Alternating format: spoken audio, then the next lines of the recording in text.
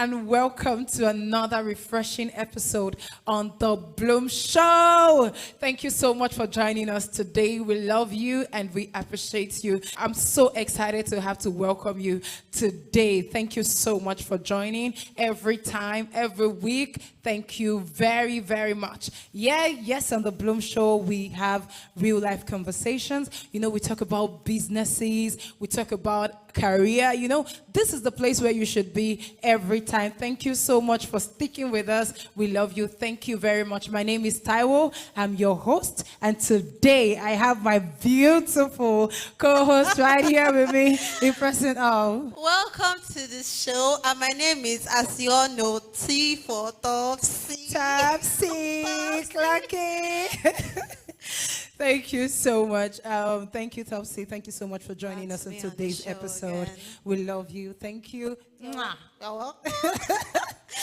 Okay, to our audience, let's dive very quickly into the show. So, Topsy, there's this popular saying that health is wealth. Yes.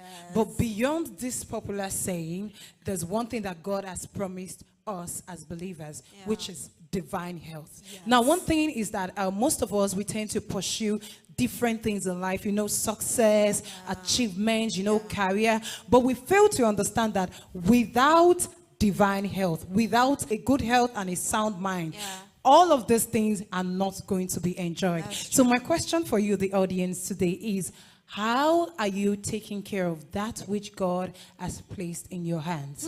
How are you treating your body? Are you treating it like a gift, or you're treating it as something, just something that you just dump different things into, So that is what we'll be discussing on today's episode, divine health. And this is not one that you should miss, of course. So you should stay tuned.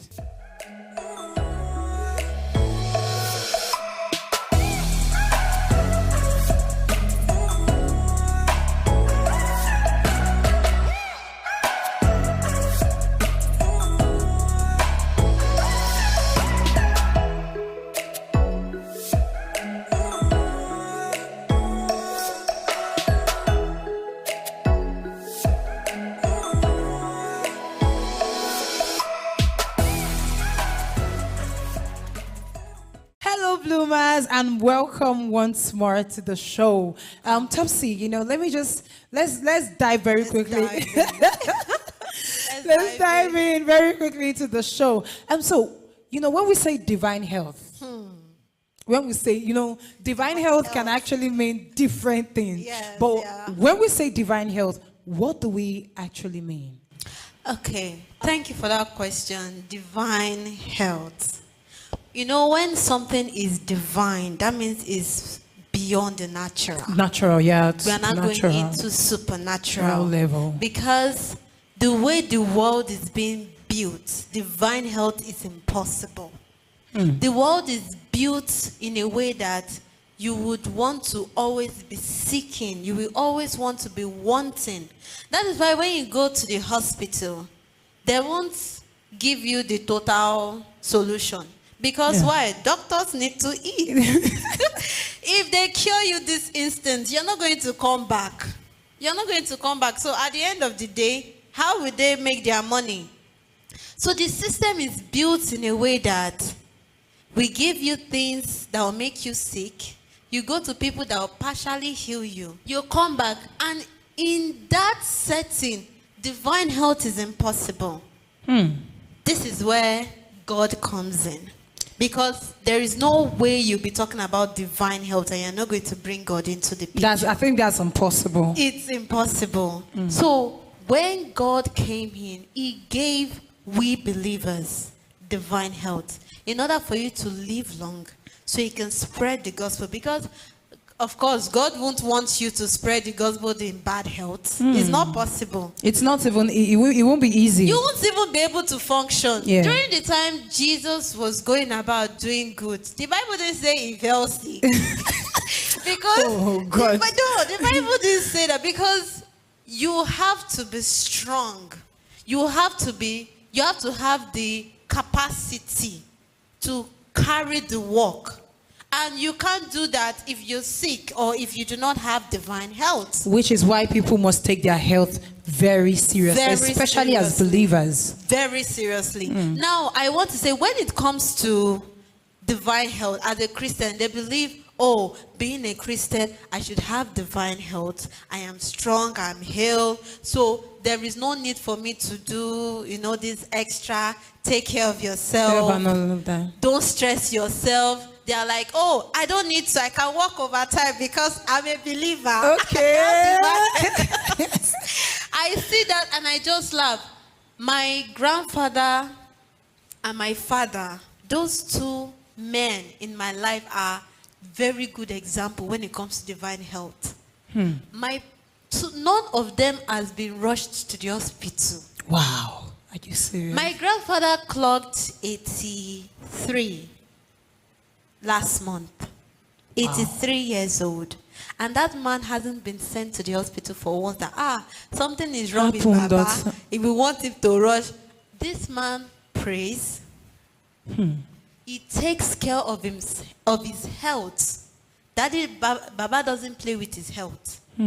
Even though he believes that, yes. Yeah, divine health is sure. Divine health is sure. But he still doesn't play with his health. When they tell him that, at this age, there are some things you need to stop, Baba stopped. He doesn't believe in sugar.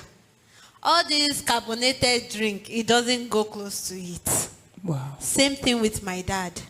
My dad is in his 60s, but if you see him, people used to think, he's so young, he's someone in his 50s, 40. I'm like, no.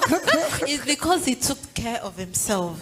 So when it comes to divine health, it's the gift, is one of the gifts God has given we believers, that in order for you to live long, I give you divine health.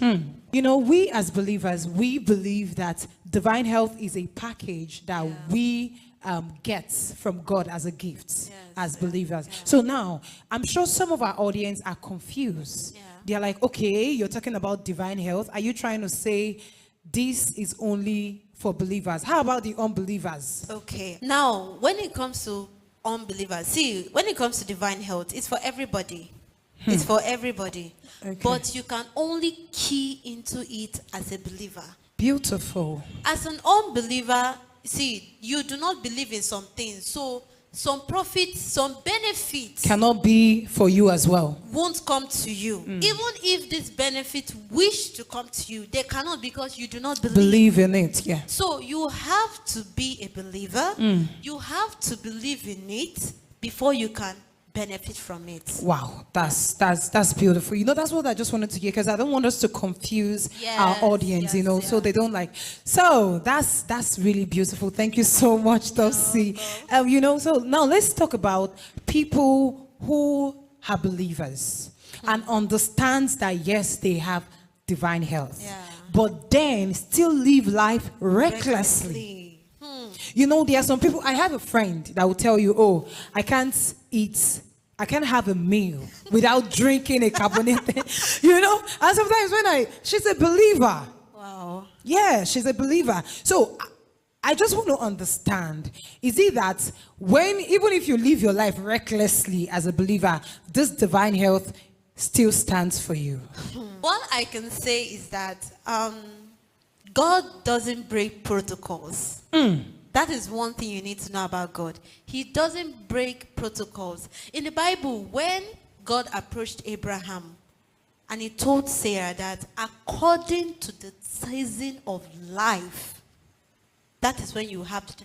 God, because he's God, doesn't mean it's like, okay, have a child instantly. No. There has to be protocol. There is a protocol. And God doesn't break it. Yes. Because you are a believer, because you have divine health, you now believe that, all is well with me. I can break all protocol. Why do that? It's like you testing God. It's like you saying that, God, this thing you've given me is good, but let me still see if it will truly work. So, that means we can say divine health is like a preservation. It's a preservation. It's a preservation. It's like God giving you a plant and telling you that This plant will give you divine health. Now, you as an individual, you are now to care for the plant. Make sure that it grows. Water it, monitor it. While you're doing that, you will receive divine health. But there are some people, they just believe, oh, once I have it in my house, I don't have to do anything. That divine health doesn't work that way. It doesn't. God doesn't break protocol. Now, as a believer, you have the responsibility of your life. You have the responsibility of taking care of your life. You having divine health is like you just having a cheat code. Because the system, as I said earlier, the system is built to destroy you, to kill you, and take you to the grave. But with divine health, you've escaped that. You understand? Like now, there are some people that they are meant to like live up to like 50, 60.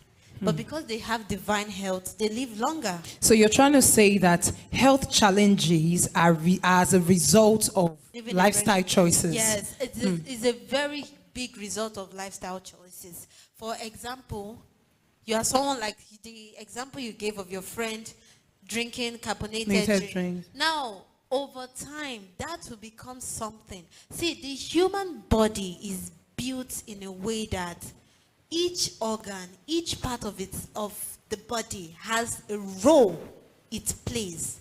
Now, if you're not taking something that is damaging a section, part of the body, this is biology. Now, you're not praying to God, God heal me, God heal me. God will heal you if you follow the rules. You can't say that, God save me and rescue me, and you're planning to jump from a building.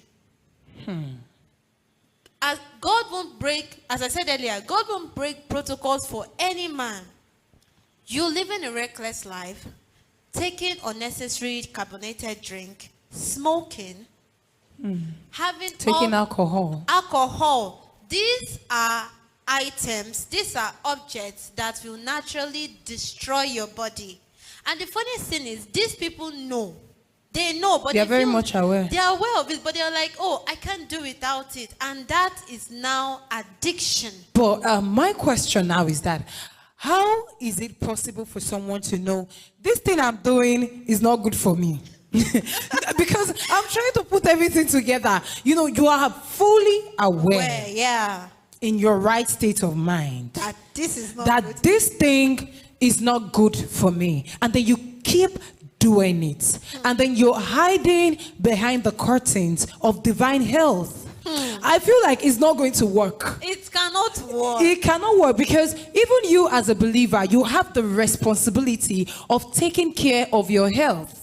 You cannot sit down one day and say, oh, I have divine health, and so I want to start drinking alcohol. I want to start doing this. These things are protocol. You know, like Topsy said, they are a protocol, and you have to follow it if you think you want to enjoy this life. Oh, this life is so sweet. It's so sweet. This life is too sweet for you to decide not to want to, you know, for you to just jeopardize it. And the funniest thing is that it's the little things. You know, this sweet. This small. Let me just have this quick snack.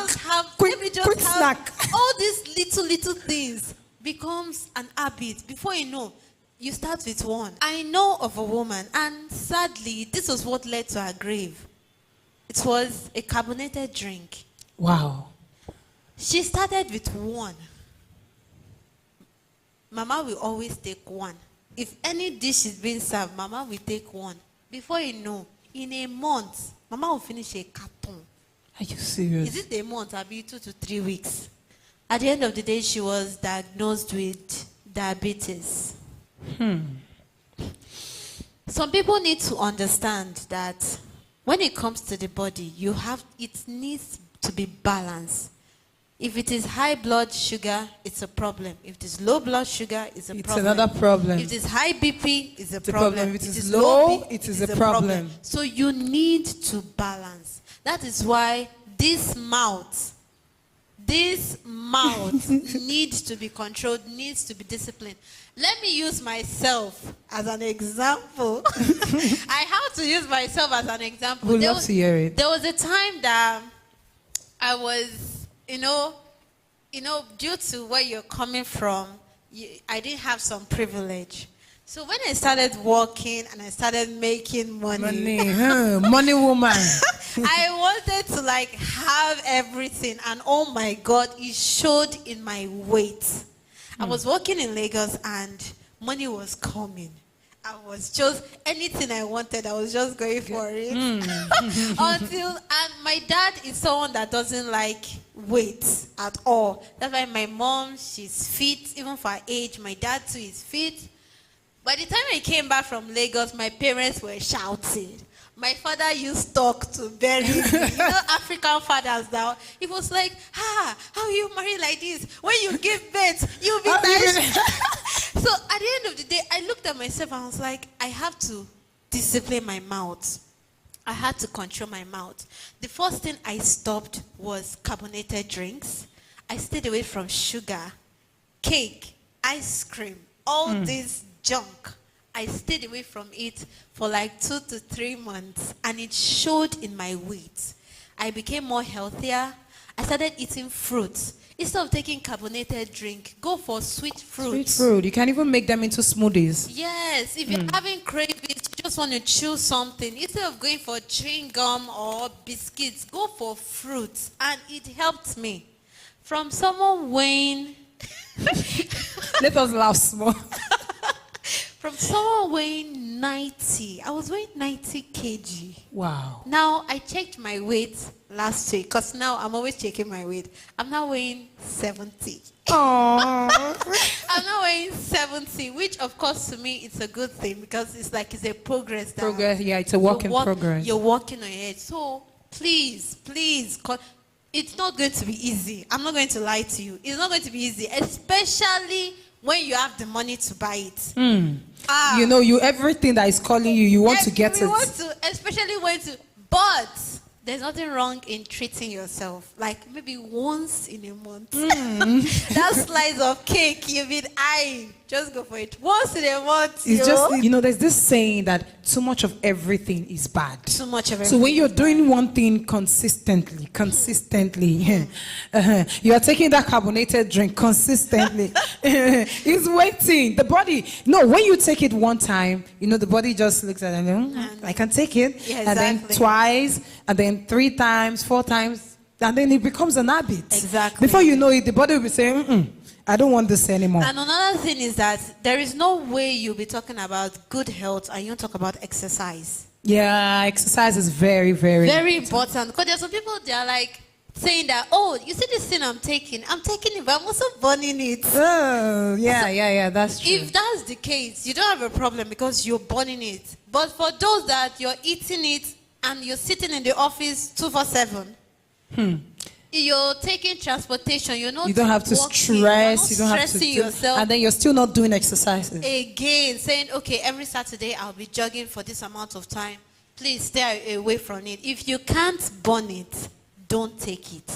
If you can't burn it, don't take it. But do you think that's what people should leverage on? Because, there are some people now, when you tell them if you can't burn it, don't take it.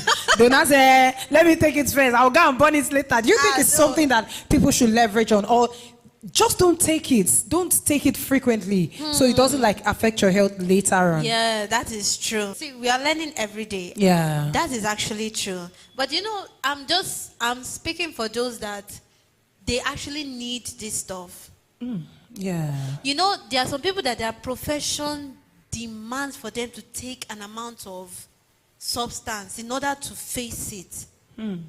Like they say that energy drink, for example, there are some people that their job is very demanding, like physical demanding, not mental, physical. And they actually take this carbonated, this energy drink like 2 to 3 in a day. And they pour the energy into the work. But don't you think that's still too much? It's too much. Because you are literally overworking the body. The body, yeah. And it will get to a level that if you're doing something like that, you have to put wisdom into it. Because you know your body. You know your limits. You know what you can do. You know where you are like, okay, this is a stopping point for me. Now, when you are at that point, don't go further. But some people, because of money, they tend to like, oh, I can still do more. I can still go further. I can still go further, and they use all this stuff down to push themselves. So with all I have said, all I'm just saying is, be careful of what goes into your mouth. Control what goes into your mouth. It's not going to be easy, but control it. Either it being a drink, a particular dish, food, or even drugs. Because when we are talking about health, we are not just referring to food alone. Yeah. We're also referring to drugs, medicines, some pills. Self-medication. Self-medication is very important. You know, me, myself, I have learned something. And I'm sure our audience, too, are grabbing something. You know, they are learning something from today's episode. So, you know, I read it somewhere, or I heard it somewhere. You know, there's this doctor online that... I don't want to mention his name, but he's always saying, this, Nkechi, don't do this, and don't do this. So, you know, there's this doctor that I listen to, and he even mentioned it that parfait is not 100% healthy. Oh. Yeah, I was surprised. You know, parfait comes with a lot of things, you know, yogurt, you know, fruits, and then the probiotics, you know, they're healthy. It looks healthy, yeah, but then... making me to understand that parfait is not 100% healthy. And that's because you do not know the vendor it is coming from. Wow. Yeah. And then he also made mention that some vendors go ahead to add sugar, you know, mix sugar, honey, mayonnaise, you know, mix other things just to make sure that it is creamy. And you know, on the other side, you don't know. We just say, oh, this is a parfait, it's healthy. So, you know, there are some people that eat this parfait as a snack every day. So that's why even the good things that we learn that they are good, sometimes are not 100% good. And that's why most of the time, you do not overtake them. Yes. You don't overuse them. Even if they tell you, oh, this thing is healthy for your body. Yeah, it's healthy, right? But then you have to be minimal. Yeah. The body is, I used to say the body is a machine. Yes. And then when it gets to a point, it will tell you, I don't do again. It will tell you, I don't go again. And you know, most of these, this machine, you know, generator, it gets to a state, no matter how you have overworked them, it gets to a state, they just break down. Exactly. That's how the body is. So no matter how good something is for you, you have to watch it. You have to be mindful. You don't have to like, you know, it's good for me now, I have to take it every day. No, you just have to be mindful. So now, Topsy, that brings me to a question. You know, what are the daily habits, both spiritual and physical, that can help us to maintain a healthy life? There's a part in the Bible that says, my son, attend to my word, for they are life to those who find them, and their flesh to their health. Yeah. Now, that scripture is saying that you need the word of God daily. If you take in the word daily, it's going to be health to your flesh. That is how divine health works. And fasting. The Bible says Jesus fasted and prayed. Fasting does something to you spiritually. It allows you to cling to God more. Because, you know, when you fast, your soul is weak. The business of life will quiet down. And when that happens, you can hear God speak. That's why, as a Christian, it's important fasting is part of your life. Even if you say, okay, I want to fast for a day or 2 days, how long you can go is up to you. It is important because at that moment, your soul, your spirit, your body is refreshing itself. That is spiritually when it comes to divine. Now, when it comes to physical, as a believer and as a human being, there are some things you need to do, which is number one, eat healthy. If you say, oh, I want to skip meals, saying you want to turn it into fasting, there's no problem with it, but don't let it be too much that it start affecting you.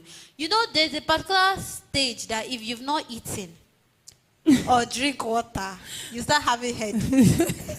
You can't function properly because the body is telling you that I need something to make me work. Drinking of water every day is very important. Water is very, very important. I'm not a nutritionist, so there are some things I can't say. Yeah. Because I'm not a nutritionist, but there are just some basic things that I've researched. That's why in the last episode we had, I was saying you should make research. If you make research, knowledge is important.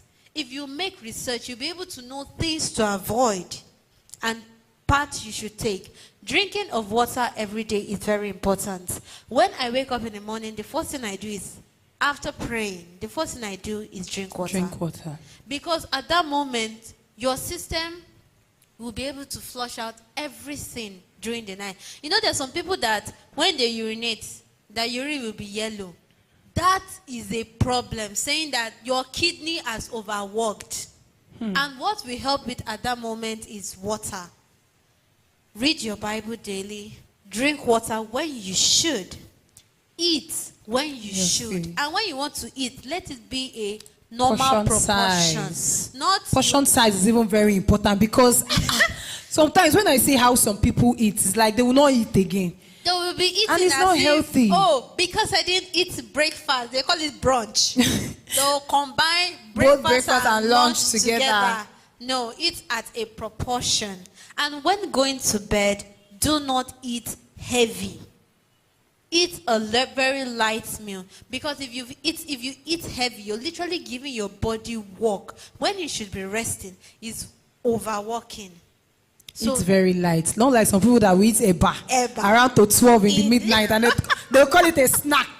I'm just having a quick snack. It's not healthy. Most importantly, avoid junks. Junks, yeah. Avoid it. I would like to add daily exercise. Yes. Yeah, daily exercise is very important for the body. Important, yes. It's very important. So those are just the basic for you to follow if you want to have a healthy life. Wow, thank you so much. Thank you very much, Topsy. You know, Topsy has taken us through some things that we should do both physically and spiritually to maintain a healthy life. She made mention of fasting. In my own opinion, I even recommend that fasting because it's not every time that your body wants to like digest food every time. Sometimes just give it a break. I know you like food, but just sometimes just relieve yourself sometimes, you know. Fasting is very important. Digesting the word of God. When you read your Bible, you tend to learn more about the word of God, which helps you to live a healthy life.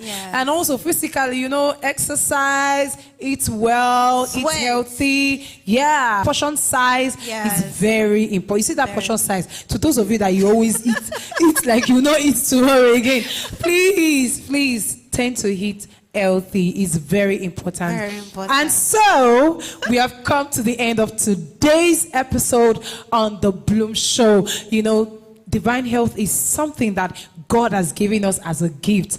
Your question that you should ask yourself today is, how am I treating this precious gift that God has given to me? This precious body. How am I treating it? How am I maintaining it? How am I taking care of it? So that is the question that you should ask yourself today when you want to eat that next meal. And that food that there's too many meats, there's so many stuffs in it. That should be the next thing that you should think when you want to have. So thank you so much for joining us on today's episode on The Bloom Show. We love you. We appreciate you. You can catch us live every Thursday by 7 p.m. on our Facebook and on our YouTube at Reigning City Church. I'm sure you've learned something today. You should share it to your friends. Yeah, tell somebody. Tell them when you see somebody eating a heavy portion of food. Tell them this thing is not good for your body. You know, that your friend that you know cannot eat without taking carbonated drinks, you know, always takes energy drinks. Tell them this thing is not good for you. God has given you divine health. What is left for you is to maintain it and take good care of your body. So thank you so much for joining us on today's episode. Thank you very much. We hope to see you next week. And until next week, stay healthy, stay faithful, and keep blooming. Bye.